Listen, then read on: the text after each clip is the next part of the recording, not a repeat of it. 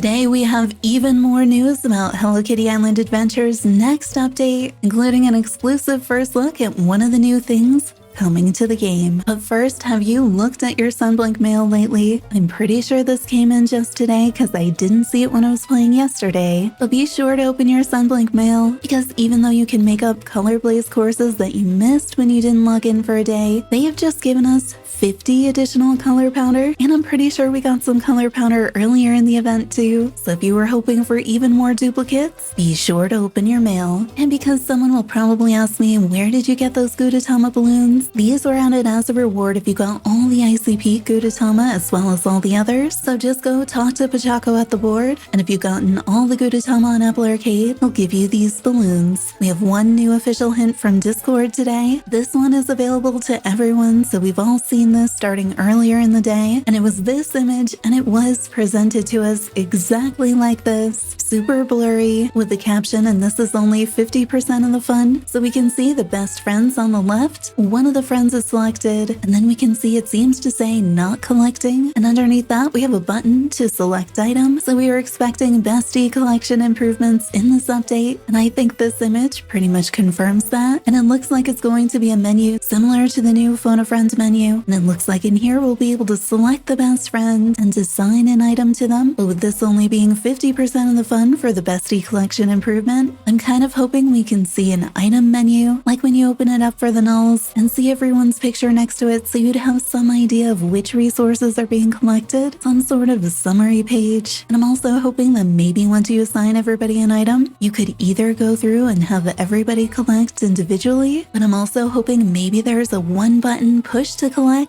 where you could push one button and have everyone collect at the same time. Either way, with new resources coming, this is definitely a welcome improvement. I also wonder if the friends will be able to collect for us in City Town finally. I rarely remember to go and find all 3 rainbows, especially since they show up in so many different places. So I'd really like it if I could make Usahana collect her own rainbows, and maybe be able to assign someone to collect the new fruit too. That feels a little less likely, but I'm still hopeful. And now on to our first look at one of the new features coming to the game, and one of the revisions. This is the first of a few different hints that Sunblink is sharing through the verified community content creators. So I'll have this one today, Lafayette may have one tomorrow, and then Nikki should have one Friday or Saturday, so be sure to keep an eye out for those too. So you know, just as you're developing that muscle memory for where tools are in the tool wheel, they reshuffle them again, and you know how we have all these empty spaces, and every now and then you just happen to select the compass, which you don't use anymore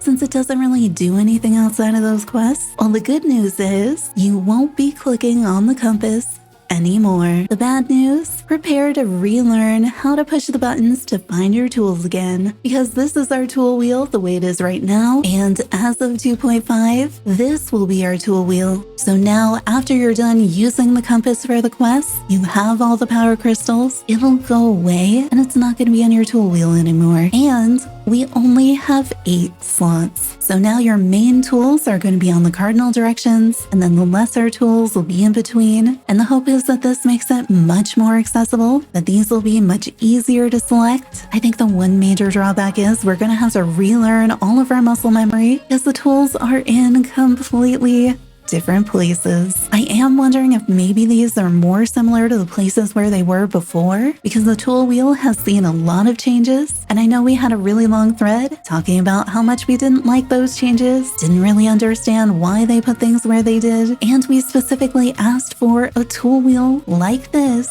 where you could select things on the cardinal directions and have more sense of where things were, because it felt like we just had so many unused spaces, and it didn't seem like the compass belonged there if we didn't need to use it. And so this change really does take a lot of that feedback into account. One thing I'm not sure of though, the way those shoulder buttons are going to work with this new configuration. I'm most frequently going between the trowel and the camera, and then maybe the net. I never feel like I suddenly need my fishing rod. So because I've started using the shoulder buttons, I kind of wish the emotes were on the fishing rod side, but I guess I might just click trowel, fishing rod, camera, and then I'll have to remember to go the other way to get to the 2 net items. Like, I know they're both useful and similar, but would it make more sense if the bubble ones was on the left? That way, either way I went, I'd end up with a net. But this is one of those accessibility features. I can clearly see how it took feedback into account. I'm not very excited about having to relearn all the muscle memory for how this is going to work. I will be selecting the incorrect tool over and over again. Will we have tools in those 2 other slots? Are we going to get new tools in the future? I am pretty happy I won't be selecting the compass by accident anymore though. But what do you think about this new arrangement for the tool wheel? Do you think eventually you'll end up liking this more? If I can find an old screenshot, I'm gonna look and see what the tool wheel used to be, because I wonder if these placements are more similar to that. I think one of the hardest things will be any of us playing on multiple platforms for a little while at least until they get the update too. We're gonna have completely different tool placements across platforms, so if I'm switching between them, it's gonna be even more confusing for that transition period until everybody's on the same thing. And then the other thing I get to share with you is a bonus feature that I am pretty excited about, because in addition to making those tools hopefully easier to access, they have added a dedicated quick pick button. This will be on the heads-up display all the time, and it'll let you take a full screen screenshot. But not only that, it'll hide the UI in that screenshot immediately and save it to your device. And that way you don't have to search for how to take a screenshot. I'm always pulling out the Apple Pencil to try to take screenshots, and then it still has all that stuff on it. The quest tracker for Quest I'm probably not even working on. The map is there, all the other buttons, they're all taking up space. But now with this button, we'll finally be able to take screenshots without going into camera mode and without all that stuff on the screen. So if something fun is happening on the screen, a critter is running around, I can't tell you how many critter pictures I have missed because I'm trying to find the camera and then it's gone, or the camera angle is wrong once you go into camera mode, or you want to take a picture of the event display. So you go into camera mode because that's the only way to get the heads-up display to go away, but then the camera angle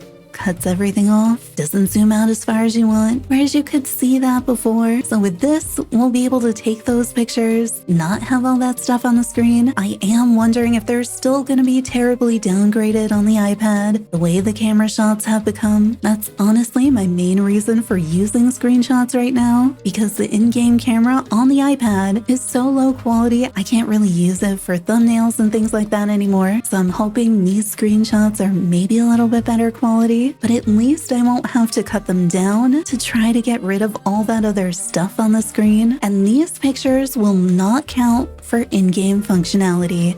And I think this is actually really helpful, because that means they're not going to count for Gudetama. They're not going to count for quests that require you to take a picture. And so this way you'd be able to actually take an in-game screenshot, show somebody where you are, for taking a picture of the Gudetama, or showing where to take a picture for one of the quests without actually completing that quest and without being in camera mode. I think this will be useful for me for making thumbnails and for us to get some screenshots using some other camera angles in the game. I'm kind of hoping it works while you're flying, because if I want to take a screenshot while I'm flying with the balloons, the only way I can really do it is taking a video and then taking a screenshot of the video, or if I'm streaming and I take a screenshot of the streaming. I tried to do it with the Apple Pencil earlier and it just did not work out, because the moment I go to use that, I let go of the balloons. So I'm really hoping it's compatible in that situation, because we know you can't use your camera when you're flying. I think that's everything new we know today for Hello Kitty Island Adventure. What do you think about this new tool wheel? How do you think you'll use that new screenshot button? And what do you hope we learn next? I think we'll continue to see new things about the update all the way up until update day, including hints from the Discord and hopefully a trailer or key art, and I'll try to share them